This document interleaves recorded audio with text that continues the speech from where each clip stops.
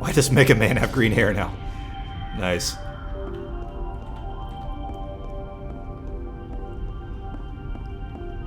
Not only does Mega Man have green hair, she can't look up for shit. Oh yeah, and Mega Man is also a she now. Mega Man has been going through some changes, alright? Don't judge him. Let him live his life. Gah.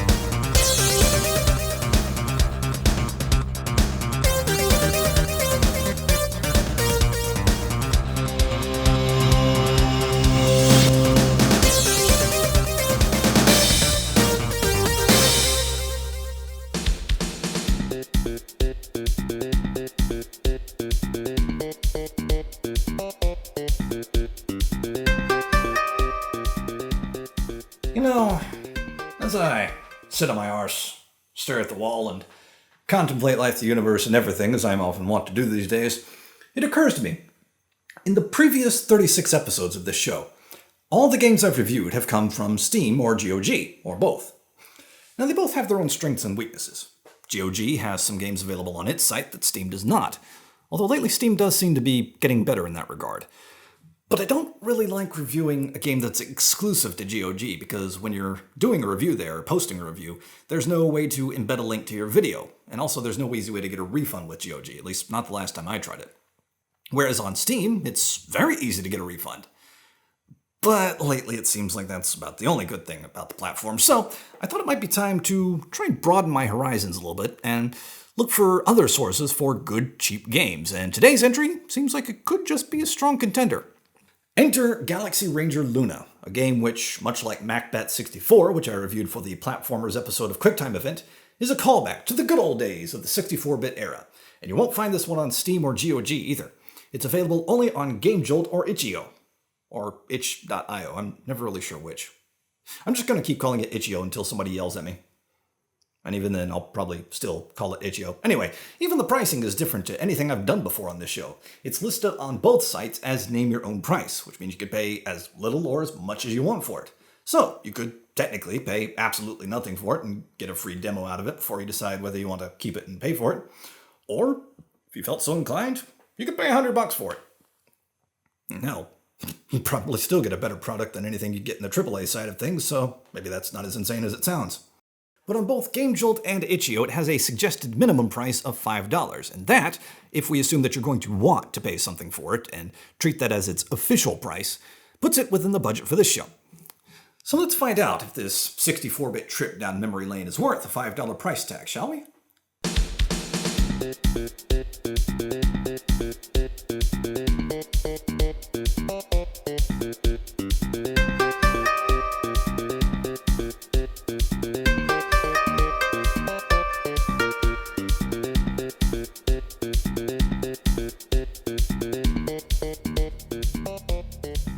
Now, I would love to be able to show you the opening cutscene at this point and begin to discuss the story with you, but as it happens, the story and the opening cutscene share one thing in common.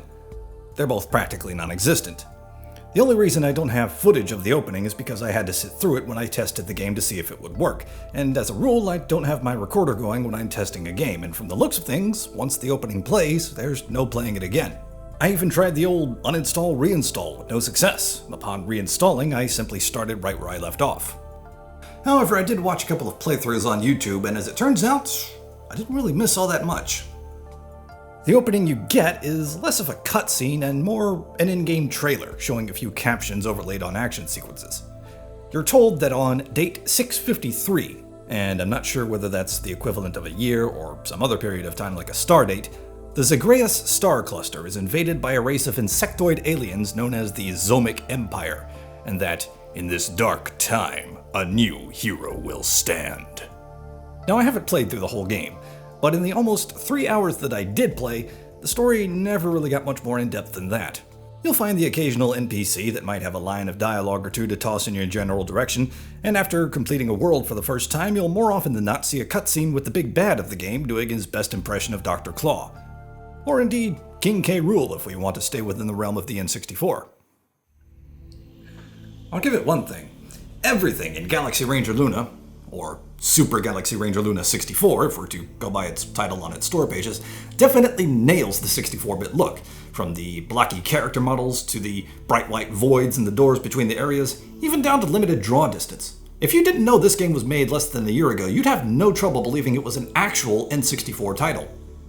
But the aesthetic is not without its flaws. The camera is situated way too close to Luna, and there's no way of zooming out. Add that to a health bar that's larger than it needs to be, and pretty much half your vision is all but blocked. Oh, and for those thinking that's just because everything's crammed together since it's in windowed mode, well, guess what? Full screen ain't much better. As for Luna herself, I like her design. She's got a kind of pseudo-anime look to her, with big purple eyes and green hair. Her default outfit, a black and purple tunic and shorts, is okay. It's not overly bland or generic, but it doesn't make her stand out that much either. The same can basically be said for some of the enemies you fight. The Zomics themselves are decent-looking insect aliens. You'll encounter different types, which at first glance appear to be mere palette swaps, but each different colored bug has a different attribute. However, you'll also encounter some robot enemies, and it's with them that we sort of veer into generic territory, as they look like they could have come from any old game. Don't really have much to say about the music this time around. None of it's original, it's all royalty-free stuff, but that's not to say it's bad. Quite the contrary. It fits the atmosphere of the game, each track pairs nicely with the areas being played in, and it never got repetitive. I like it. Ironically, for a game which evokes memories of the Nintendo 64, controllers don't work with Galaxy Ranger Luna. It's a strictly keyboard and mouse affair, but it works. Mostly. The game, to its credit, has multiple styles of play across its levels. The majority of them are your basic third-person, over-the-shoulder cam, run-and-gun style, some of which even have different levels of gravity, adding to the level variety. In these levels, you move and strafe with WAS and D, jump with the spacebar, look around with the mouse, and left-click to fire.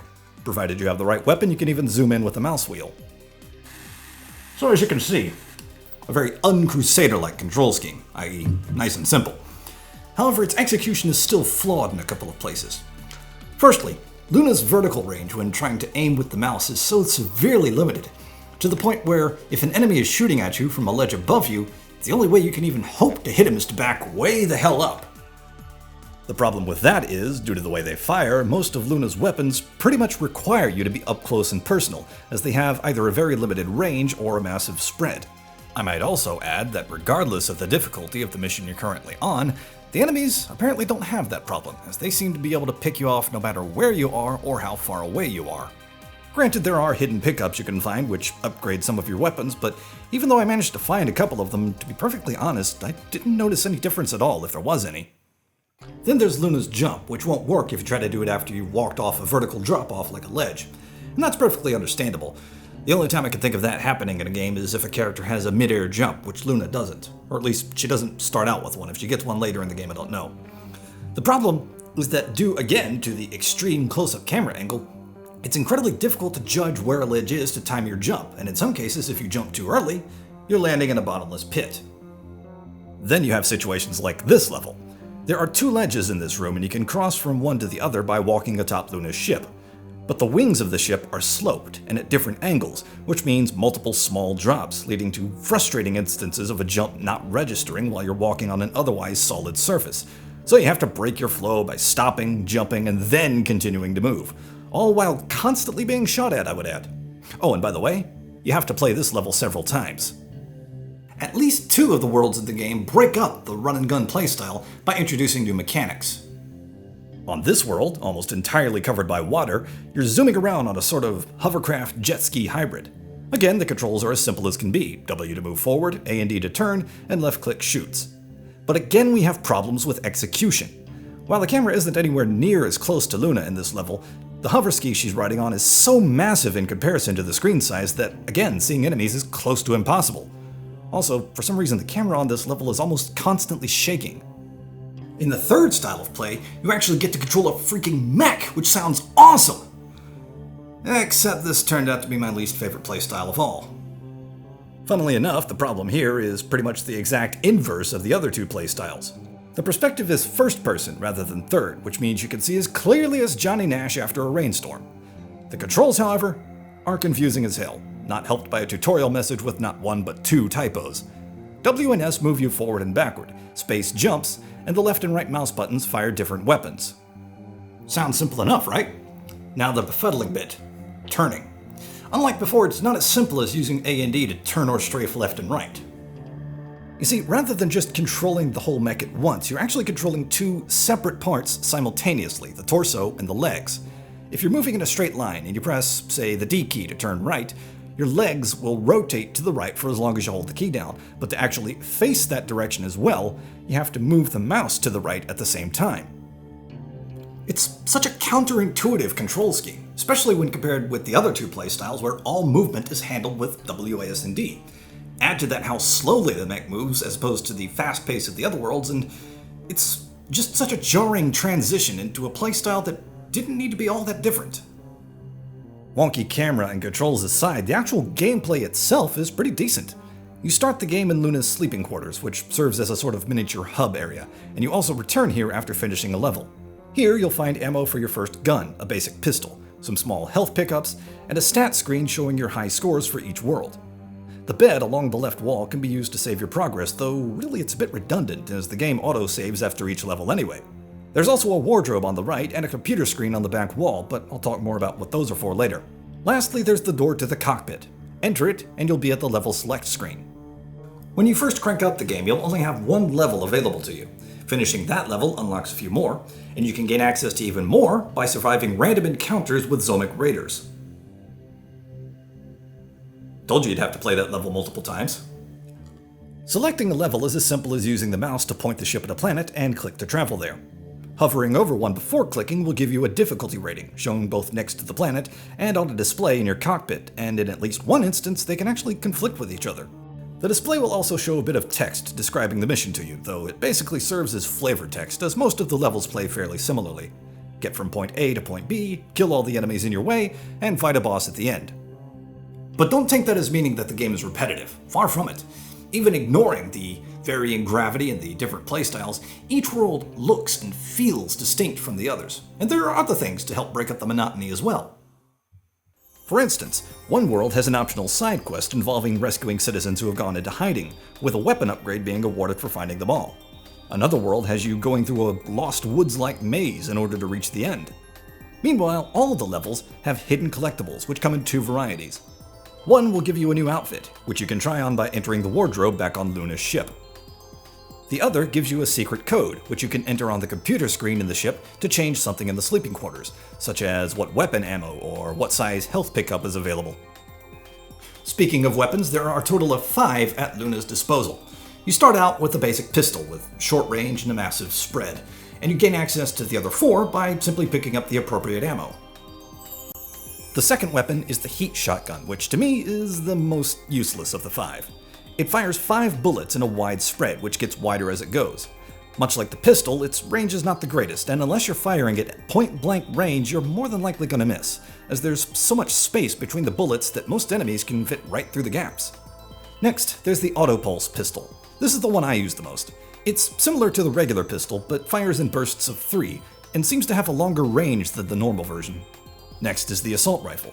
This is the weapon you can zoom in with using the mouse wheel, and of course, being a rifle, it too has a long range. Last but not least, there's the rocket launcher. Not really much to say here, it's a rocket launcher that launches rockets. I'll give you a moment to wrap your head around that. Lastly, as I'm sure you've noticed by now, there's a score display in the bottom left corner. I haven't really touched on it all that much before now, as I generally adopt the whose line is it anyway approach to points, but I also know that there are those that like trying to get high scores.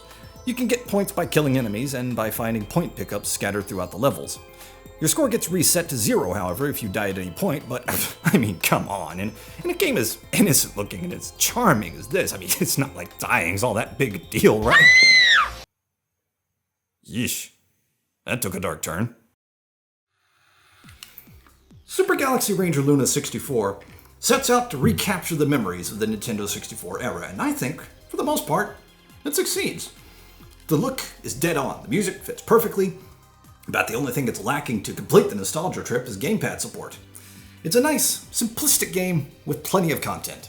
Is it worth every cent? not quite. The issues with the controls and the camera, coupled with the limited usefulness of some of the weapons, hold Galaxy Ranger Luna back from being a perfect game. But these are really minor issues when compared with the rest of the package, which is excellent.